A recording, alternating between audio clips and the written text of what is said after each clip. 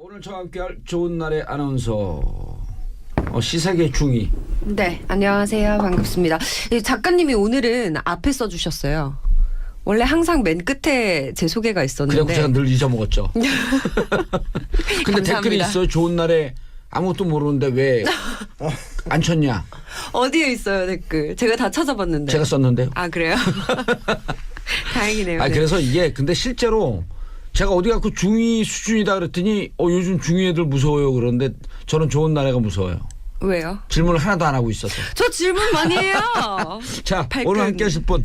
오늘은 대한민국 정치 지도자의 심리 상태, 그리고 정치 지도자 중에 지금 이제 전직 대통령이 됐죠. 박근혜 대통령의 심리 상태가 도대체 어떤지 한번 분석해 보도록 하겠습니다. 우리나라 최고의 심리학계 최고소 두 분 나와주셨습니다. 먼저 싸우는 심리학이란 애칭을 갖고 계신 분, 심리연구소 함께의 김태형 소장님. 네, 안녕하십니까. 자, 그리고 느물느물 한마디씩 하는데 빵빵 터져요. 청담 하버드 심리센터 최명기 원장님 자리하셨습니다. 네, 안녕하세요. 안녕하세요.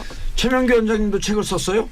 네. 대통령의 조건. 네. 근데 여기 뭐라고 썼냐면 정봉주 의원님의 건강과 행복한 대통령이 되길 기원하겠습니다.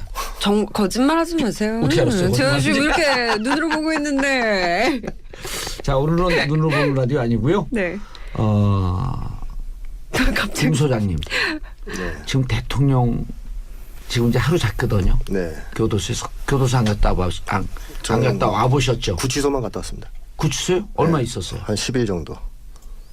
구치소 10일 정도면 제일 고통스러운 기간을 보냈는데. 네, 맞습니다. 홍고방에 있었습니까? 네? 홍고방? 그 동그랗게 성북서 구치소에 있었습니다. 그러니까 이렇게 유치장 비슷하게 이렇게.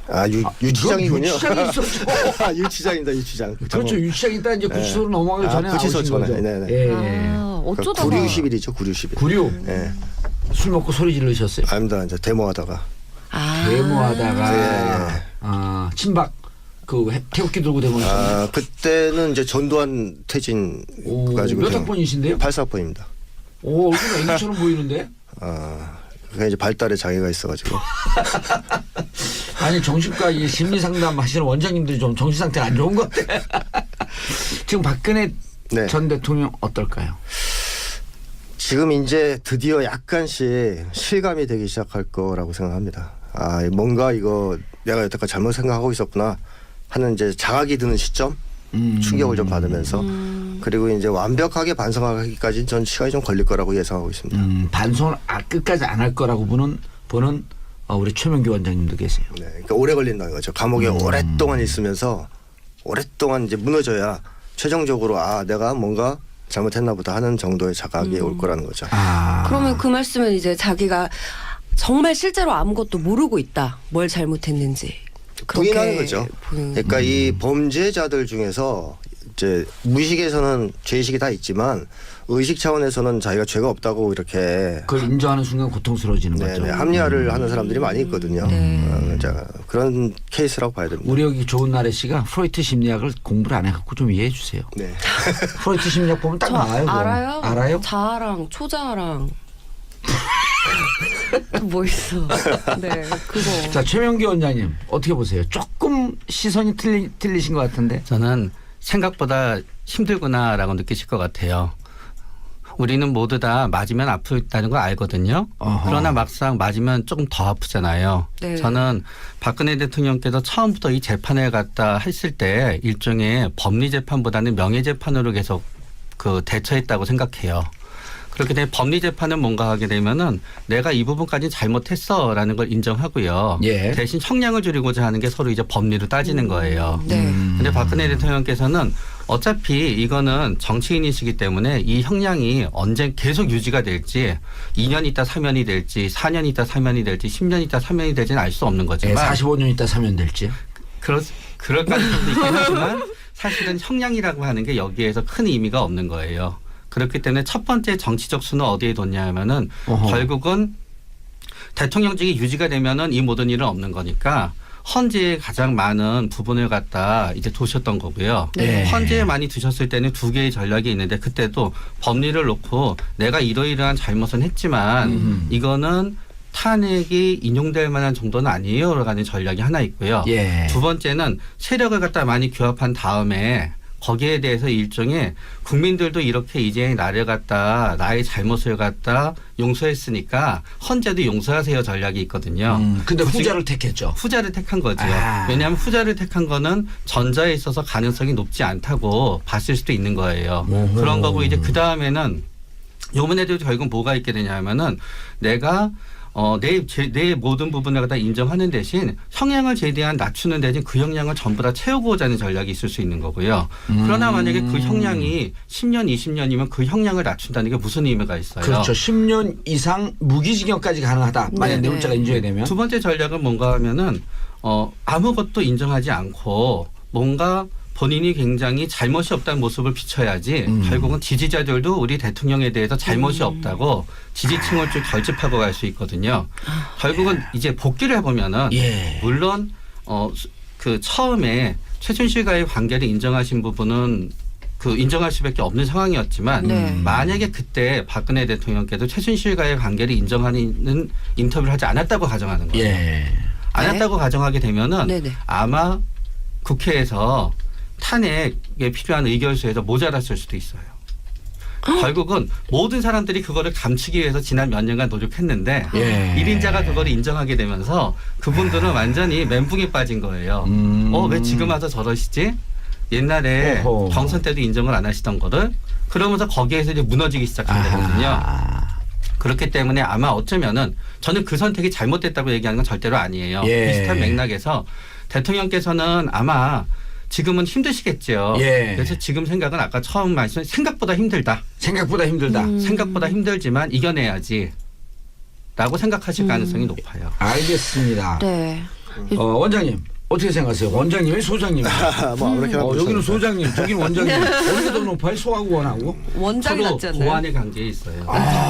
심리적으로 딱 그 동지적 관계를 형성을 하네. 적대적 관계를 만들려고 그랬더니. 이론적으로는 의견이 좀 다른 쪽인데요. 예. 근데 저는 이제 박근혜 씨가 그렇게 고도한 수준의 인간이 아니라고 보고 있습니다. 계속 예전부터 그렇게 분석을 해왔고 인터뷰도 해왔고요. 그래서 비선 측근이 조종하고 있을 것이라는 예측을 2015년에 했던 겁니다. 그리고 그것 때문에 사실은 이제 좀 사람들한테 회자가 됐고요. 제가 비선 측근이라고 생각하진 않으셨을까? 그 누군지는 특정은 안 했는데 아. 어쨌든 극소수의 비선 측근이 좌우할 거라고 제가 얘기했었죠. 그 비슷한 논리가 그 황상민 교수가 네. 촛불 앞에 선 무녀 같다. 홍군이다 이런 얘기. 예, 그러니까 그 촛불 앞에 선 누군가에게 조정을 받는 것이다라고 하는 비슷한 네. 관점이시네요. 저는 좀 더 정확하게 얘기했었죠. 몇 명밖에 안 되고 예. 극소수에서 휘둘릴 것이다.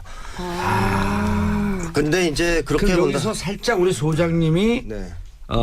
최명기 원장님보다 조금 고수다라고 하는 걸 스스로 그 의견이 다르다는 얘기입니다. 의견이 예. 그래서 좀 의문의 일패 당하셨어요. 준비하고 계세요. 의문의 일승하기 위해서. 가장 확실한 것은 이제 사실 이제 구속됐으니까 예. 정신감정도 했으면 좋겠습니다. 전문가들이. 그러게요. 객관적인. 정말. 예를 들어 금치산자 한정치산자 예를 들어 심신미약으로 해갖고 석방되시면 어떡할 거예요. 그러면 석방해야죠. 그 문제가 있다면. 아주 객관적이고 예. 냉정하게 보시네. 그렇죠. 그러니까 이거를 손범규 변호사나 유영하 변호사가 딱 듣는 순간 전략을 바꿀 것 같은데. 근데 그거 쉽게 못 속이니까 이제 저 객관적인 전문가들에서 검증받아서 치료를 해줄 필요가 있으면 치료도 해야 되지 않습니까? 이제 구속된 상태에서도. 그러니까 정신적으로 문제가 있다, 저는 질병이 있다 이렇게 생각하시는 거예요? 거의 정신장애로 진단은 못 나오겠지만 네네네. 뭐 심리학에서는 정신장애가 있다 그래서 꼭 건강하고 정신장애 진단을 안 받는다고 또 훌륭한 이렇게는 안 봅니다. 네. 그러니까 정신장애 진단이 안 나와도 나쁜 사람 충분히 있을 수 있고 그렇죠. 정신건강이 나쁠 수 있거든요. 그런 점에서 상당히 심각하다고 보는 거죠. 저는 알겠습니다. 지금 김태용 소장님은 정신감정도 한번 좀 해봤으면 좋겠다는 거죠. 받기를 권한다. 네. 그런데 최명기 원장님 이런 논리가 있는가 하면 그 아주 지근거리에서 박근혜 대통령을 오랫동안 모셨던 분들이 양측의 얘기를 다 해요. 이런 얘기. 그러니까 세상 물정을 모르고 자기 판단을 못할 것이다 라고 하는 한 분이 두 개의 얘기를 동시에 합니다. 예를 들어 전효 의원님 같은 경우, 네. 이혜훈 의원님 같은 경우 자기 판단을 잘 못할 수 있다라고 하면서 또 동시에 엄청나게 강력한 멘탈의 소유자다. 아까 얘기했던 대로. 그러니까 이제 박근혜 대통령이 가장 커다란 예. 이제 그 다른 부분의 하나는 이제 사회적 불편감이라는 게 있으십니다. 그러니까 뭔가 하게 되면은 일반 대중을 만나고 예. 뭐 10만 명, 5만 명 앞에서 나설 때는 별 문제가 없으십니다. 그러고 나서 굉장히 또 1대1로 박근혜 대통령과 만나시는 분들은 대통령께서 굉장히 그 다른 모습을 많이 보이신다고 얘기하시는 분도 있어요. 1대1에서도 별 문제는 없으십니다. 예. 그러나 딱 이제 대통령께서 가장 불편해 하시는 거는 10명이나 20명 정도의 사람이 있고 예. 그 사람들이 아주 그 공과 사의 중간 정도에 있으면서 그 사람들이 또 어떤 힘과 원하는 게 있어서 나를 갖다 나한테 뭔가 원하는 것도 있고 그러니까 공과 사의 중간 정도에 해당되는 부분은 굉장히 불편해 하시는 부분이 있으신 거예요. 그러다가 보니까 근데 그 모든 사람들이 다 그러지 않나요? 맞아요. 모든 사람이 다 그렇지만 어떤 그 정도의 차이는 있게 되는 겁니다. 그렇기 때문에 그거는 대통령께서 대통령이 되시는데도 굉장히 장점과 단점이 있었습니다. 왜냐하게 되면 장점에 해당되는 부분은 뭔가 하게 되면은 본인의 노출을 갖다 최소화하는 그러니까 대중 노출을 제외한 나머지 노출을 갖다 조절하는 전략을 하다가 보니까 신비주의 전략이죠 일종의. 네, 실수할 것도 없고 또 자꾸 사람을 만나서 얽히게 되면 자기 의견이 바뀌고 뭐 얘기를 들어주고 하게 되는데 조절이 됨으로써 신뢰와 원칙을 지킬 수 있다는 장점이 있었던 거고요. 예. 단점은 어디에서 나타나느냐 하게 되면 결국 대통령을 직접 만나기가 어려워지다가 보니까 접견권 자체가 권력이 되게 되는 단점이 생기게 됩니다. 거기에서 바로 비선이라는 게 생기게 되는 거예요. 대통령을 만날 수 있는 사람이 가장 많은 권력을 누리게 되는 거고요. 예. 대통령을 중간에서 만나는 사람이 이거 대통령 지시야라고 얘기하게 되면 나머지 사람은 확인할 방법이 없게 되는 겁니다. 알겠습니다. 네.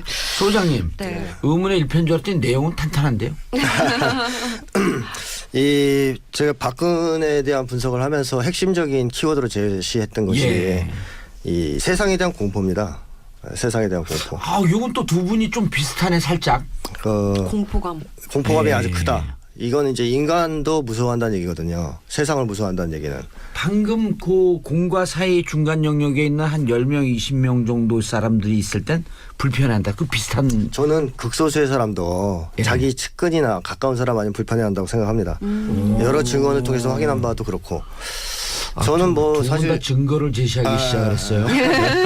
저는 뭐 분석할 때는 그런 내용을 잘 몰랐는데 네. 그 이후에 이제 많이 만나 뵀는데 직접 박근혜 씨를 뵀던 분들이 증언이 일치하더라고요. 대체로 1대1 관계에서도 언어 능력이 이렇게 뛰어나다든가 네. 그러니까 화제를 전용욱 씨도 이 얘기를 네, 해요. 화제를 주도한다든가 이게 네. 잘 안 됐다는 얘기. 그다음에 그 최태민 씨가 박근혜 씨를 18년 정도를 이렇게 쥐고 있었는데 네. 예. 이 접견인 통제를 했다는 게 확실히 지금 드러나고 있거든요. 접견인 그러니까 이제 만나는 사람을. 만나는 사람을 제한했다는 왜, 얘기죠. 왜. 그 지금 얘기하잖아요. 깜짝이야 얘기. 깜짝이야 하고 나 귀신을 아니 보는 줄 알았어. 궁금하니까요. 그러니까 사람들을 자유롭게 만나게 해주지 않고 자기 손아귀에 쥐고 있으려고 계속 통제하면서 그때 박지만 씨도 통제를 했던 거 아니에요. 그렇습니다. 그래서 박근영 이제 씨도 못 만나게. 네, 했고. 그렇죠. 청원장도 냈죠. 노태우 전 대통령한테. 예. 그런 사건이 벌어진 것은 이제 어쨌든 인적 관계를 자유롭게 맺을 수 없도록 대인 관계를 맺을 수 없도록 통제한 거거든요. 이게 정신 건강에는 상당히 전 나쁜 영향을 미쳤을 거라고 봅니다. 그러면서 최태민 씨가 18년 동안 통제해오는 와중에 네. 정신적으로 상당히 왜곡되고 그렇죠. 뒤틀어진 측면이 생겼을 것이다. 네. 안 그래도 있었던 세상에 대한 공포가 더 나빠졌을 거라는 거죠. 세상에 대한 공포는 제가 이해할 수 있을 것 같아요. 예를 들어 22살 때 전시도 아닌데 엄마가 총 맞아갖고 사고가 났고 그렇죠. 맞아요. 또 27, 8때 아빠가 총 네. 맞아 사고가 났고 맞습니다. 이게 보통 큰 충격이 아니거든요. 그렇습니다. 20대 그때 당시에 20대가 성인이라고 하더라도 한 40대 50대 어머니가 정상적으로 이제 네. 나이가 드셔갖고 네. 자연적으로 이렇게 돌아가셔도 충격이 큰 거거든요. 네. 근데 느닷없는 그러한 부모님의 비보를 들었을 때의 충격. 거기에다 어머니는 국가원수가 참여하는 행사장에서 돌아가셨죠. 즉 최고의 경호가 이루어지는 곳에서 돌아가셨죠. 그러면 이거는 어떻게 보면 이렇죠. 이 세상에 안전한 곳이 있을까라는 두려움을 줄 수 있습니다. 그런데 그때 또 네. 프랑스에서 유학을 하다가 저는 이 생각이 들더라고요. 저도 이제 그 외국 가 있거나 혹은 감옥에 있을 때 무슨 공포감이 드냐면 어머니가 돌아가시면 어떻게 하지? 특히 이번 감옥 갔을 때는 어머니가 돌아가시면 어떻게 하지? 그 공포가 9개월을 가는 거예요. 언제 또 가셨습니까, 감옥을? 아니 한 번 가셨어요. 12년도에 갔고요. 네. 83년도에 갔고요. 87년도에 갔고요. 아, 정말. 수시로 갑니다. 근데 정말로요? 아, 정말로요? 정가 구범이라니까 왜 이래 이 양반이. 감옥 가고 싶어? 아니 근데 진짜 이번에는 네. 국회의원을 하다가 간 거 아니에요? 그러니까 이 공포감이 어머니가 돌아오시면 어떡하지? 근데 그때 이제 무슨 생각이 드냐면 다시 복귀를 해봤어요, 제가. 박근혜 전 대통령이 파리에서 엄마가 총에 맞아 돌아오셨다는 비보를 듣고 오는 비행기 안에서 그때는 지금처럼 10시간, 11시간 하면 금방 못 와요. 그 주로 방콕, 경유 이런 비행기가 있었거든요. 뭐 네. 이제 다이렉트로 와도 뭐 10몇 시간, 10몇 시간 걸리는데 그렇죠. 네. 준비하는 시간, 비행기 타서 온 시간, 비행기에서 내려서 김포공항에서 청와대까지 가는 시간에 느꼈을 2, 3일간의 공포감이라고 하는 게 이해가 좀 되더라고요. 그 교수님 지금 박사님 지금 뭐죠 이게 소장님 말씀하시는 게 급 이해가 되네. 네. 거기에다가 왔을 때 사실 그 어머니를 잃은 충격을 치료를 해줘야 됩니다. 근데 퍼스트레이드를 시켰어요. 이거는 또 애도를 방해하는 행위이기 때문에 상처를 더 악화시킵니다. 그때 그 약한 틈을 사정없이 비집고 들어서 최태민이 들어간 거 아니에요? 그렇습니다. 딱 그때. 그러면서 이제 그 18년간에 최태민이가 엄마 목소리를 빙의해서 맞습니다. 최면을 걸고 레드 선 하면서 네네. 그네야 아 내가 네 엄마다. 그럼 눈물을 터뜨렸다는 거 네, 아니에요? 맞습니다. 그런데 뛰어난 실력을 가진 분이었죠. 최태민 씨가. 어떻게 그렇게 사람을 이용할 수 있을까요? 원래 사기꾼들은 다 이용해요. 사기꾼이 인간 심리를 잘 파악하고 있어요. 그러니까 사기를 치죠.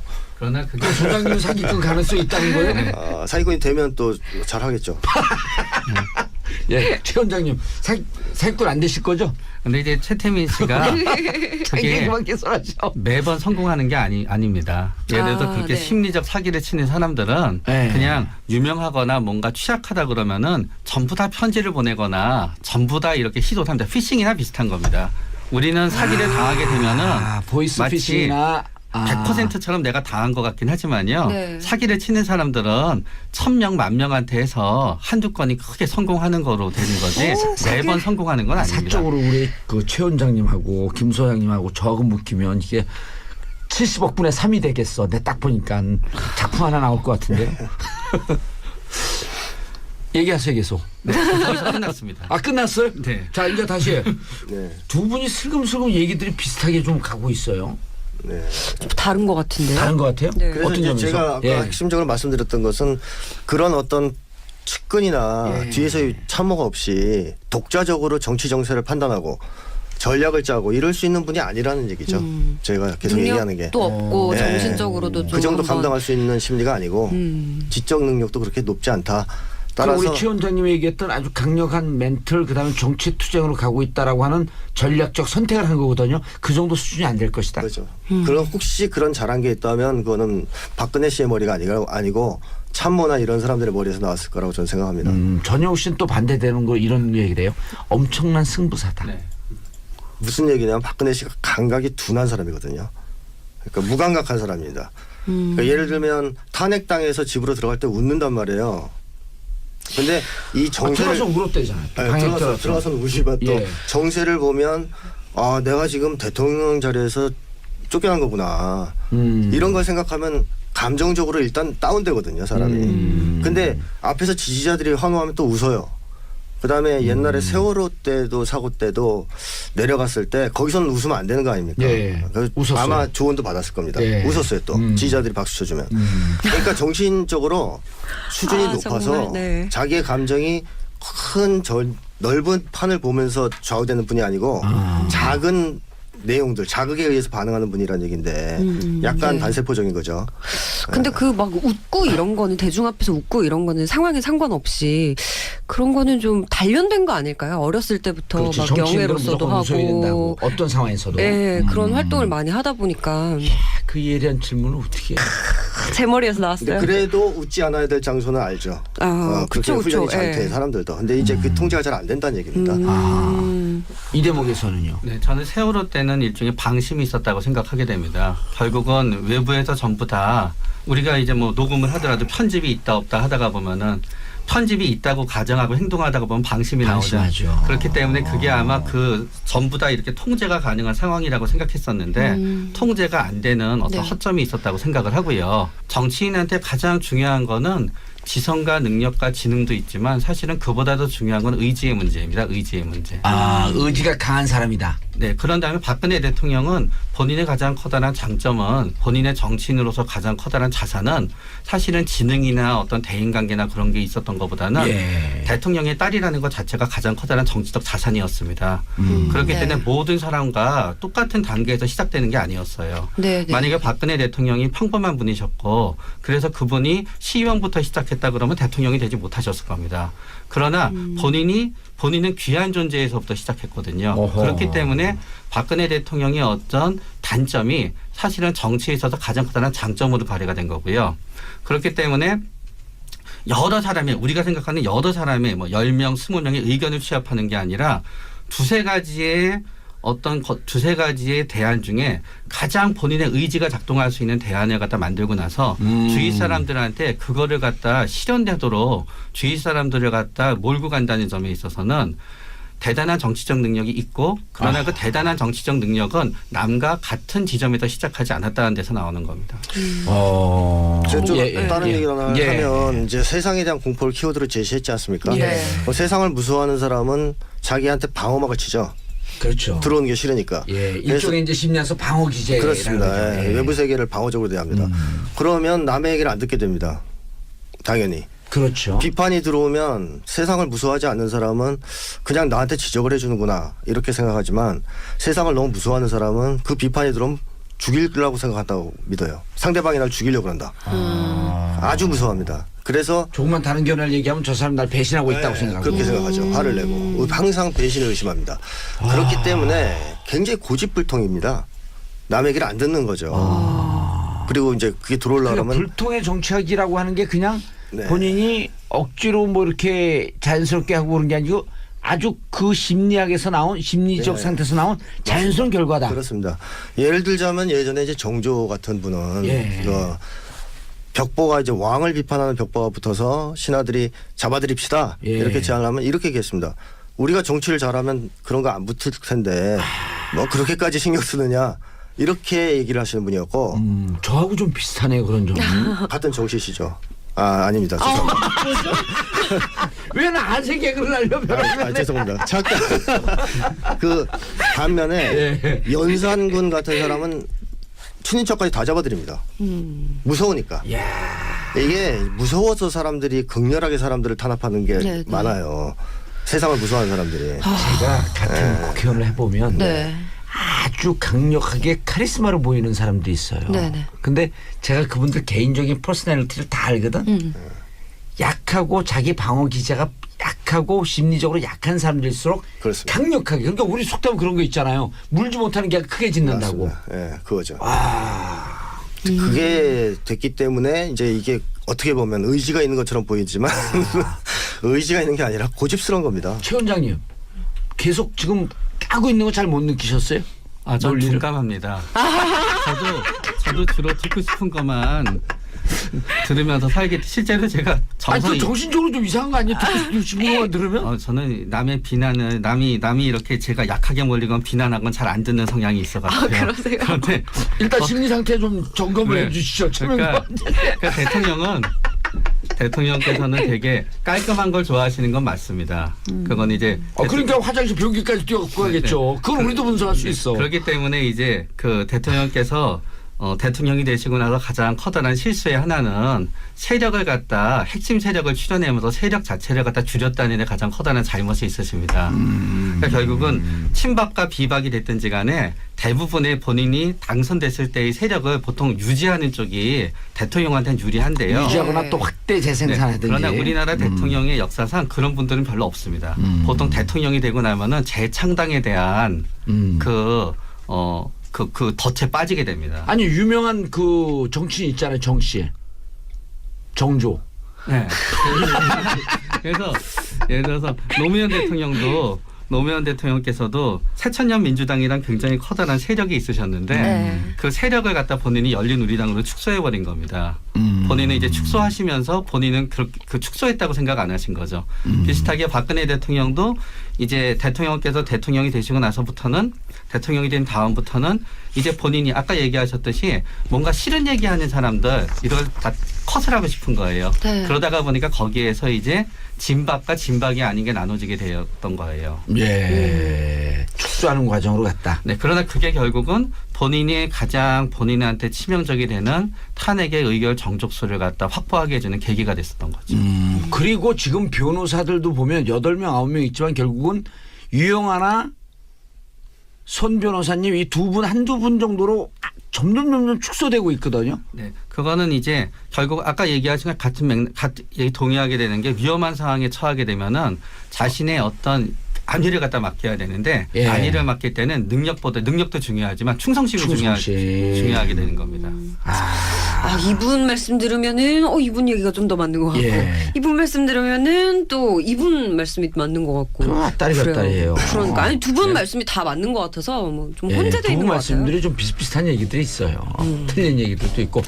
자, 저희는 광고 듣고 잠시 2부에서 계속 진행하도록 하겠습니다. 정봉재 정치쇼 10년 이상 무기징역까지 가능하다. 만약 네, 내용자가 네. 인정이 되면. 두 번째 전략은 뭔가 하면은 아무것도 인정하지 않고 뭔가 본인이 굉장히 잘못이 없다는 모습을 비춰야지 결국은 지지자들도 우리 대통령에 대해서 잘못이 없다고 지지층을 쭉 결집하고 갈 수 있거든요. 결국은 이제 복귀를 해보면은 예. 물론 그 처음에 최순실과의 관계를 인정하신 부분은 인정할 수밖에 없는 상황이었지만 네. 만약에 그때 박근혜 대통령께서 최순실과의 관계를 인정하는 인터뷰를 하지 않았다고 가정하는 거예요. 예. 안 했다고 가정하게 되면은 네네. 아마 국회에서 탄핵에 필요한 의결수에서 모자랐을 수도 있어요. 결국은 모든 사람들이 그거를 감추기 위해서 지난 몇 년간 노력했는데 예. 1인자가 그거를 인정하게 되면서 그분들은 완전히 멘붕에 빠진 거예요. 왜 지금 와서 저러시지? 옛날에 오호. 경선 때도 인정을 안 하시던 거를 그러면서 거기에서 이제 무너지기 시작한 거거든요. 그렇기 때문에 아마 어쩌면은 저는 그 선택이 잘못됐다고 얘기하는 건 절대로 아니에요. 예. 비슷한 맥락에서 대통령께서는 아마 지금은 힘드시겠죠. 예. 그래서 지금 생각은 아까 처음 말씀 생각보다 힘들다. 생각보다 힘들다. 생각보다 힘들지만 이겨내야지. 라고 생각하실 가능성이 높아요. 알겠습니다. 네. 원장님 어떻게 생각하세요? 원장님이 소장님이에요. 뭐 아무렇게나 여기는 보셔도 소장님, 저기는 원장님. 어디가 더 높아요? 소하고 원하고? 원장이 서로 낫지 않나요? 보완의 관계에 있어요. 심리적으로 딱 그 동지적 관계를 형성을 하네. 적대적 관계를 만들려고 그랬더니. 그러니까 이론적으로는 의견이 좀 다른 쪽인데요. 예. 근데 저는 이제 박근혜 씨가 그렇게 고도한 수준의 인간이 아니라고 보고 있습니다. 계속 예전부터 그렇게 분석을 해왔고 인터뷰도 해왔고요. 그래서 비선 측근이 조종하고 있을 것이라는 예측을 2015년에 했던 겁니다. 그리고 그것 때문에 사실은 이제 좀 사람들 조영기 원장님 어떻게 보세요? 조금 시선이 틀리신 것 같은데. 저는 생각보다 힘들구나라고 느끼실 것 같아요. 우리는 모두 다 맞으면 아프다는 걸 알거든요. 어허. 그러나 막상 맞으면 조금 더 아프잖아요. 네. 저는 박근혜 대통령께서 처음부터 이 재판을 갖다 했을 때 일종의 법리재판보다는 명예재판으로 계속 대처했다고 생각해요. 그렇게 되면 법리재판은 뭔가 하게 되면은 내가 이 부분까지 잘못했어라는 걸 인정하고요. 예. 대신 형량을 줄이고자 하는 게 서로 이제 법리로 따지는 거예요. 네. 근데 박근혜 대통령께서는 어차피 이거는 정치인이시기 때문에 이 형량이 언제 계속 유지가 될지 2년 있다 사면이 될지 4년 있다 사면이 될지 10년 있다 사면이 될지는 알 수 없는 거지만 45년 있다 사면 될지. 그럴 가능성도 있긴 하지만 사실은 형량이라고 하는 게 여기에서 큰 의미가 없는 거예요. 그렇기 때문에 첫 번째 정치적 수는 어디에 뒀냐 하면은 어허. 결국은 대통령직이 유지가 되면은 이 모든 일은 없는 거니까 헌재에 가장 많은 부분을 갖다 이제 두셨던 거고요. 네. 헌재에 많이 두셨을 때는 두 개의 전략이 있는데 그때도 법리를 놓고 내가 이러이러한 잘못은 했지만 이거는 탄핵이 인용될 만한 정도는 아니에요라고 하는 전략이 하나 있고요. 예. 두 번째는 세력을 갖다 많이 규합한 다음에 거기에 대해서 일종의 국민들도 이렇게 이제 나를 갖다 나의 잘못을 갖다 용서했으니까 헌재도 용서하세요 전략이 있거든요. 근데 그중에 후자를 택했죠. 후자를 택한 거죠. 아. 왜냐하면 후자를 택한 거는 전자에 있어서 가능성이 높지 않다고 봤을 수도 있는 거예요. 오호. 그런 거고 이제 그 다음에는 요번에도 결국 뭐가 있게 되냐면은 내가 내 모든 부분을 갖다 인정하는 대신 성향을 최대한 낮추는 대신 그 역량을 전부 다 채우고자 하는 전략이 있을 수 있는 거고요. 그러나 만약에 그 형량이 10년, 20년이면 그 형량을 낮춘다는 게 무슨 의미가 있어요? 그렇죠. 구치소 10일 정도면 제일 고통스러운 기간을 보냈는데. 네, 맞습니다. 홍고방에 있었습니까? 네? 홍고방? 그 동그랗게 된 성북서 구치소에 있었습니다. 그러니까 이렇게 유치장 비슷하게 이렇게. 유치장이군요. 유치장이 있었죠. 유치장입니다, 유치장. 그렇죠. 유치장이 있다 이제 구치소로 넘어가기 전에 구치소 나오신 전에. 거죠. 네네. 예. 어쩌다가 9611이죠, 9611. 구류. 예. 술 먹고 소리 지르셨어요. 아닙니다. 이제 데모하다가. 데모하다가 네. 친박 태극기 들고 데모하셨어요. 그때는 이제 전두환 퇴진 가지고. 몇 학번이신데요? 84학번입니다. 오, 얼굴 애기처럼 보이는데? 그게 이제 발달에 장애가 있어가지고. 아니 정신과 이 심리 상담 하시는 원장님들이 좀 정신 상태가 안 좋은 것 같아. 지금 박근혜 네. 전 대통령 어떨까요? 지금 이제 드디어 약간씩 실감이 되기 시작할 거라고 생각합니다. 뭔가 이거 내가 여태까지 잘못 생각하고 있었구나 하는 이제 자각이 드는 시점, 충격을 좀 받으면서 그리고 이제 완벽하게 반성하기까지 전 시간이 좀 걸릴 거라고 예상하고 있습니다. 반성을 끝까지 안 할 거라고 보는 우리 최명규 원장님도 계세요. 네, 그러니까 오래 걸린다는 거죠. 감옥에 오랫동안 있으면서 오랫동안 이제 무너져야 최종적으로 내가 뭔가 잘못했나 보다 하는 정도의 자각이 올 거라는 거죠. 그러면 그 말씀은 이제 자기가 정말 실제로 아무것도 모르고 있다. 뭘 잘못했는지. 부인하는 거죠. 그러니까 이 범죄자들 중에서 이제 무의식에서는 죄의식이 다 있지만 의식 차원에서는 자기가 죄가 없다고 이렇게 그걸 인정하는 순간 고통스러워지는 거죠. 합리화를 하는 사람들이 많이 있거든요. 그런 케이스라고 봐야 됩니다. 우리 여기 좋은 나래 씨가 프로이트 심리학을 공부를 안 해갖고 좀 이해해 주세요. 네. 프로이트 심리학 보면 딱 나와요. 알아요? 알아요? 자아랑 초자아랑 뭐 있어. 네, 그거. 자, 제가 또 회자가 됐고요. 제가 비선측근이라고 생각하지는 않으셨을까? 그 누군지는 특정 안 했는데 어쨌든 극소수의 비선 측근이 좌우할 거라고 제가 얘기했었죠. 그 비슷한 논리가 그 황상민 교수가 네. 촛불 앞에 선 무녀 같다. 홍군이다 이런 얘기. 예, 그러니까 그 촛불 앞에 선 누군가에게 조정을 받는 것이다라고 하는 비슷한 관점이시네요. 저는 좀 더 정확하게 얘기했었죠. 몇 명밖에 안 되고 극소수에서 휘둘릴 것이다. 근데 이제 그렇게 여기서 살짝 우리 소장님이 최명기 원장님보다 조금 고수다라고 하는 걸 스스로 그 의견이 다르다는 얘기입니다. 의견이. 네, 그래서 좀 의문의 일패 당하셨어요. 준비하고 계세요. 의문의 일승하기 위해서. 가장 확실한 것은 이제 사실 이제 구속됐으니까 정신감정도 했으면 좋겠습니다. 전문가들이. 그러면 객관적인. 예를 들어 금치산자 한정치산자 예를 들어 심신미약으로 해갖고 석방되시면 어떡할 거예요? 그러면 석방해야죠. 그 문제가 있다면. 아주 객관적이고 냉정하게 보시네. 그렇죠. 그러니까 이거를 손범규 변호사나 유영하 변호사가 딱 듣는 순간 전략을 바꿀 것 같은데. 근데 그거 쉽게 못 속이니까 이제 저 객관적인 전문가들에서 검증받아서 치료를 해줄 필요가 있으면 치료도 해야 되지 않습니까? 이제 구속된 상태에서도. 그러니까 정신적으로 문제가 있다, 질병이 있다 이렇게 생각하시는 거예요? 거의 정신장애로 진단은 못 나오겠지만 심리학에서는 정신장애가 있다 그래서 꼭 건강하고 정신장애 진단을 안 받는다고 또 훌륭한 이렇게는 안 봅니다. 그러니까 정신장애 진단이 안 나와도 나쁜 사람 충분히 있을 수 있고 정신건강이 나쁠 수 있거든요. 그런 점에서 상당히 심각하다고 보는 거죠. 저는. 알겠습니다. 지금 김태용 소장님은 정신감정도 한번 좀 해봤으면 좋겠다는 받기를 권한다. 그런데 최명기 원장님 이런 논리가 있는가 하면 아주 지금 오늘 저와 함께할 좋은 날의 아나운서 시사계 중위. 네, 안녕하세요. 반갑습니다. 작가님이 오늘은 앞에 써주셨어요. 원래 항상 맨 끝에 제 소개가 있었는데. 그래서 제가 늘 잊어먹었죠. 근데 댓글이 있어요. 좋은 날에 아무것도 모르는데 왜 안 쳤냐. 어디에 있어요 댓글. 제가 다 찾아봤는데. 제가 썼는데요. 그래요? 다행이네요. 그래서 이게 근데 실제로 제가 어디 가고 중위 수준이다 그랬더니 요즘 중위 애들 무서워요 그런데 저는 좋은 날에가 무서워요. 왜요? 질문을 하나도 안 하고 있어서. 저 질문 많이 해요. 자, 오늘 함께 하실 분.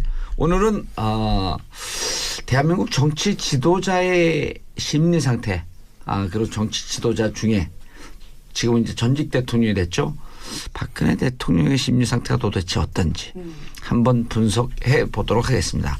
우리나라 최고의 심리학계 최고수 두 분 나와주셨습니다. 먼저 싸우는 심리학이란 애칭을 갖고 계신 분, 심리연구소 함께의 김태형 소장님. 네, 안녕하십니까. 자, 그리고 느물느물 한마디씩 하는데 빵빵 터져요. 청담 하버드 심리센터 최명기 원장님 자리하셨습니다. 네, 안녕하세요. 안녕하세요. 최명기 원장님도 책을 썼어요. 네. 대통령의 조건. 네. 근데 여기 뭐라고 썼냐면 정봉주 의원님의 건강과 행복한 대통령이 되길 기원하겠습니다. 거짓말하지 마세요. 어떻게 알았어요? 제가 지금 거짓말인지. 이렇게 눈으로 보고 있는데. 자, 오늘은 눈으로 보는 라디오 아니고요. 네. 김 소장님. 지금 대통령 지금 이제 하루 잤거든요. 네. 교도소 안 갔다 와 보셨죠? 구치소만 갔다 왔습니다. 구치소요? 얼마 있었어요? 한 10일 정도.